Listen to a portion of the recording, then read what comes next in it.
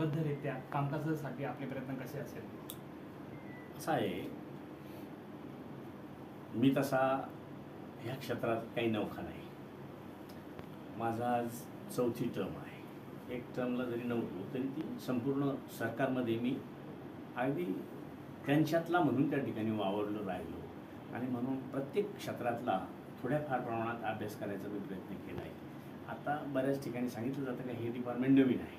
माझ्या दृष्टीनं डिपार्टमेंट नवीन आहे पण मी जुना आहे, त्याच्यामुळे मला फार अडचण येणार नाही. आहेत त्याचा तसं चॅलेंजसुद्धा आहे, कारण ते सर्वसामान्य नाही तर मनुष्य प्राण्याच्या जीवाशी लागेबंधे असं ते डिपार्टमेंट आहे.